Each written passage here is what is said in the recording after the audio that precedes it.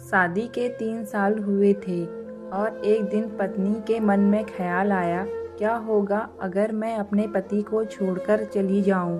पति का रिएक्शन क्या होगा? फिर वह क्या करेगा? इसी विचार के चलते पति की परीक्षा लेने के लिए उसने एक चिट्ठी लिखी। उसमें लिखा, आपके साथ रहकर बोर हो गई हूँ। मुझे अब इस गृहस्थी से कोई लगाव नहीं है। मैं तुम्हारे साथ एक पल भी नहीं रह सकती, इसलिए मैं तुम्हें और इस घर को छोड़कर जा रही हूँ। उसने वो चिट्ठी टेबल पर रखी और खुद बेड के नीचे जाकर छुप गई। थोड़ी देर बाद पति ऑफिस से घर लौट आया। उसे घर में अपनी पत्नी कहीं नहीं दिखी। फिर उसकी नज़र टेबल पर रखी चिट्ठी पर पड़ी। चिट्ठी को उठाकर उसने पढ़ा। थोड़ी देर तक बिल्कुल शांत रहा, कुछ नहीं बोला। फिर उसने उसी चिट्ठी के पीछे कुछ लिखा और अपने मोबाइल में गाने बजाकर जोर जोर से नाचने लगा। फिर उसने अपने कपड़े बदले और अपनी एक फ्रेंड को फोन लगाया और कहने लगा, मैं आज आज़ाद हो गया हूँ। मेरी बीवी को आखिरकार ये एहसास हो गया कि वह मेरे काबिल नहीं है, इसीलिए वह खुद ही मुझे छोड़कर हमेशा के लिए चली गई है और मैं अब आज़ाद हो गया हूँ। तुमसे अभी सामने वाले बगीचे में मिलना चाहता हूँ, फटाफट वहां आकर मुझे मिलो। ऐसा कहकर पति घर से बाहर निकल गया। दोनों आंखों में आंसू की धारा लिए पत्नी बेड के नीचे से बाहर निकली। उसके हाथ थर थर कांप रहे थे। कांपते हाथों से उसने टेबल पर रखी वो चिट्ठी उठाई और पढ़ी, जिसमें पति ने लिखा था, अरे पगलट, तुम्हें तो ठीक से छुपना भी नहीं आता।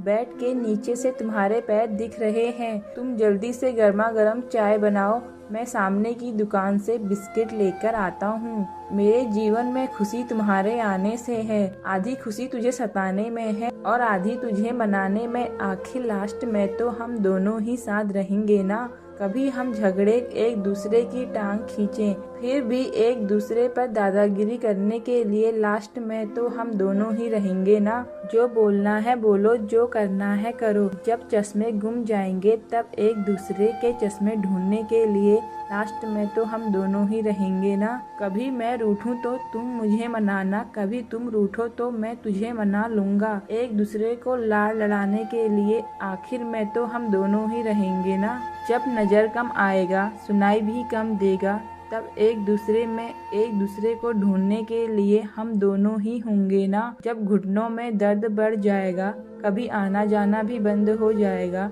तब एक दूसरे के नाखून काटने के लिए हम दोनों ही होंगे ना। मेरी रिपोर्ट तो बिल्कुल क्लियर है, आई एम ऑल राइट बोलकर एक दूसरे को चिढ़ाने के लिए आखिर में हम दोनों ही होंगे ना। जब हम दोनों का साथ छूटेगा, अंतिम विदाई होगी, तब एक दूसरे को माफ करने के लिए आखिर में हम दोनों ही होंगे ना।